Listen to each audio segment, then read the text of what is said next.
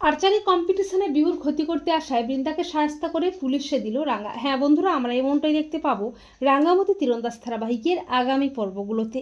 রাঙা দেশের সম্পদ উদ্ধার করে সরকারের হাতে তুলে দেয়, আর আরবকে সত্যজিৎ অ্যারেস্ট করে জেল কাস্টাডিতে রাখে। বৃন্দাকেও সত্যজিৎ আটকে রাখে।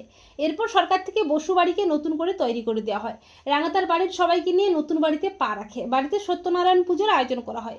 এরপর রাঙা বাড়ির সবাইকে স্পষ্ট করে জানিয়ে দেয় যে সে তার মেয়ে বিহুকে তার মতো তীরন্দাজ বানাবে। বিহুর কিছু সমস্যা থাকায় প্যারা আর্চারি কম্পিটিশনে নাম লেখায় বিহুকে অংশগ্রহণ করানোর জন্য। রাঙ্গা বলে, আমার বিহু স্নোটো ঠিক পারবে, ও আমার মতো তীরন্দাজটা হবে। অপরদিকে বৃন্দার অন্যায়ের বিরুদ্ধে কোনো উপযুক্ত প্রমাণ না থাকায় সত্যজিৎ বাধ্য হয়ে বৃন্দাকে ছেড়ে দেয়। বৃন্দা বসু বাড়িতে আবারও ফিরে আসে। এরপর কয়েকদিন পর বিহুর প্যারা আর্চারি কম্পিটিশন শুরু হয়ে যায়। বৃন্দা বলে, রাঙ্গা, তোর মেয়েকেও তুই তোর মতো তীরন্দাজ বানাতে চাস তো? তোর সে আশা কোনোদিনও পূরণ হবে না। ওই দিনই বিহুকে আমি শেষ করে ফেলবো। এরপর বিহুকে নিয়ে রাঙ্গাও একলব্য কম্পিটিশনে চলে আসে। কম্পিটিশন শুরু হয়ে যায়। বিহুর নাম ঘোষণা করে দেয়। আর ঠিক তখনই বৃন্দাও যায় বিহুকে বিষাক্ত ইঞ্জেকশন দিয়ে বিহুর ক্ষতি করতে। কিন্তু ঠিক তখনই রাঙা বৃন্দাকে হাতে নাতে ধরে তীর দিয়ে আচ্ছা করে সাহায্য করে। রাঙা বলে, আমি জানতাম বৃন্দা বসু তুই আমার বিহু সোনার ক্ষতিটা করতে ঠিক আসবি, কিন্তু আমি থাকতে তুই মোর সন্তানটার কোনো ক্ষতি করতে পারবি না। এরপর রাঙার প্ল্যান মতো সত্যজিৎ বৃন্দাকে অ্যারেস্ট করে। তো বন্ধুরা, তোমরাও এটাই চাও তো যে রাঙা যেন বৃন্দার চক্রান্ত থেকে বিহুকে রক্ষা করতে পারে?